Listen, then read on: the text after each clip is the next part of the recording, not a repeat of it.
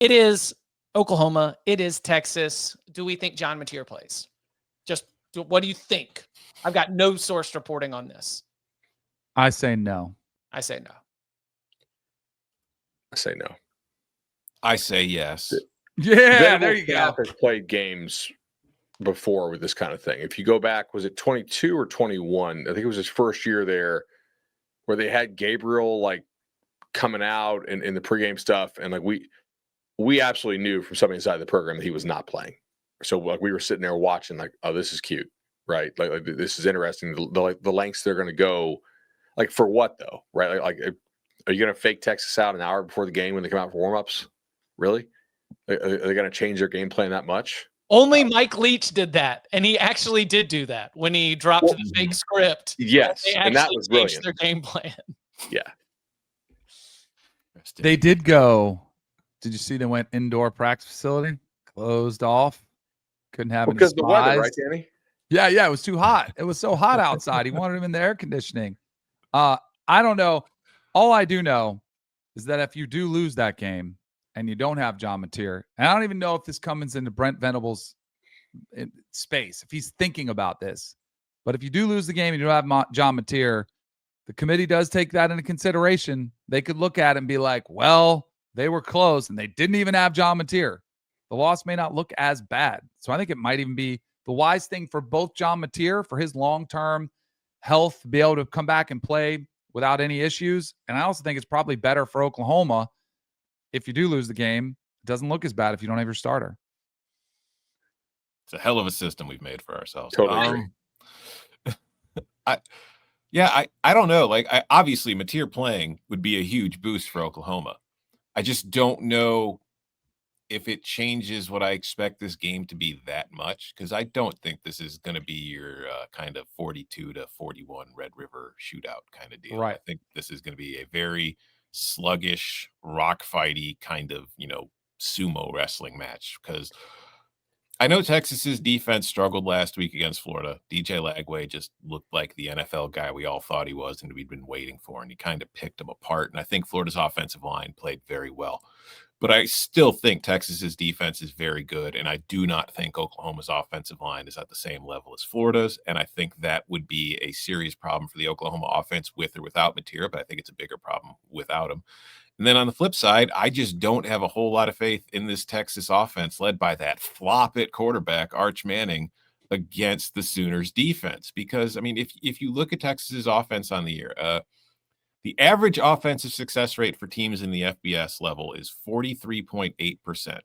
Texas has beat that number once in a game all year, and that was against Sam Houston. So even in the San Jose State game and the UTEP game, they were below 43.8% success rates. Like, this offense has not been good. The offensive line has been bad. The receivers aren't really getting open. The running backs really don't have much of a prayer because the offensive line is bad, and also they just never hand off to them. And then Arch Manning has really struggled behind that line. So I just feel like this is going to be a game that is very low scoring and is going to come down to which quarterback messes up the least. And I feel like that's where Mateer really comes in, because Mateer has plenty of whoopsie-daisy to him, but I do feel like of the three possibilities, he has the most magician to him to get out of a bad spot too. Yeah,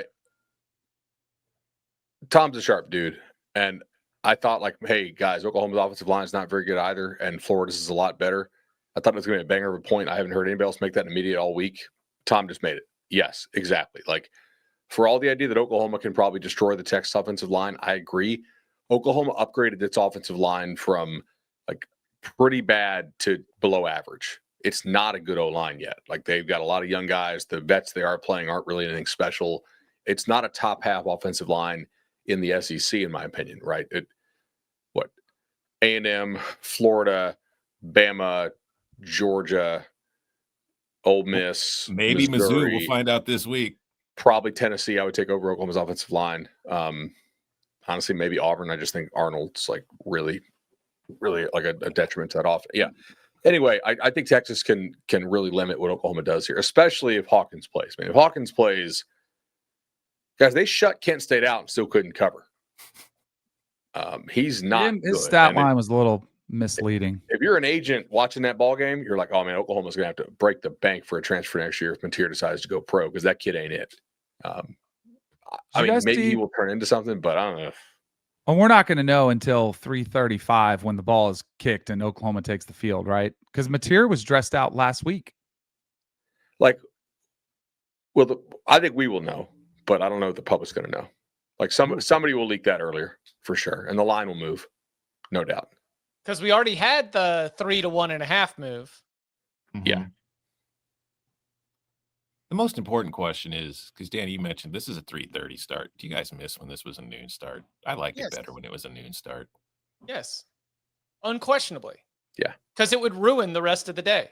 Mm-hmm. Yeah. A real Red River shootout goes 4.5 hours. Starts at 12 and ends up at about halftime at the 3:30 game. Thank you for saying shootout, by the way. Yeah. Yeah. Oh no, no, this is not a politically correct podcast. It's the Red River shootout. We have determined that a long time ago. We'll follow all legalese, but I think that we understand what we're here to do. Speak to the fans. I think there is a path for Texas, even with a offensive line that is a liability, to still be able to score points against this Oklahoma defense. They need Arch Manning to be Casey Thompson. Okay, follow me here.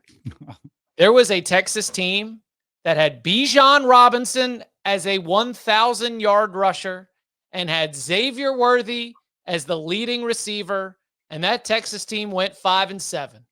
But that Texas team showed up to this game ready to play, and Casey Thompson was the quarterback.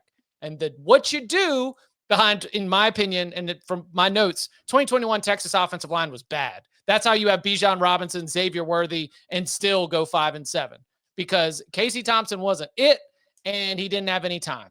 But what they did in this game was that they just limited the amount of time that Thompson was asked to hold the ball and sit back there and diagnose it. It's get the ball out early, move them around a little bit. Like Arch Manning's average depth of target, Arch Manning throwing all these deep balls, trying to get 15 points on just one deep shot. Like, let's just forget trying to test whether your Texas offensive line is going to hold up against the rest of that nasty Oklahoma defensive front. Let's test their open field tackling. I mean, last time I checked, the reason why we had Texas number one is because the skill players were some dudes. Now Arch has to be able to hit the short passes. You know, he's got to be able to deliver it on time. But man, that just seems like the path is, let's get away from the line of scrimmage. Let's work this thing on the perimeter. And it might not be successful all the time, but if the game is going to be as much of a rock fight as many are expecting, including the total in the low 40s, then one or two explosive plays can totally change the game. If I'm Texas, let's get things on the move. Let's get things on the perimeter. Let's stop testing our offensive line. Let's start testing Oklahoma's open field tackling. There you go, Steve. All right there for you. I know you got all this coaching continuity. We had 5 years together, but there you go. I got it. Just execute the game plan. That's how you win. What else are going to be the matchup points that end up deciding this one? Texas will need to tackle a little better than they did last week. Yeah. Oklahoma skill guys are pretty good, I think, especially Dion. So, get the ball in his hands. Maybe some good things happen. Can Oklahoma actually run the ball in this team? Florida ran it last week. I would be surprised if they had a lot of success running it. But maybe you get Hawkins involved more in the run game. That's possible. I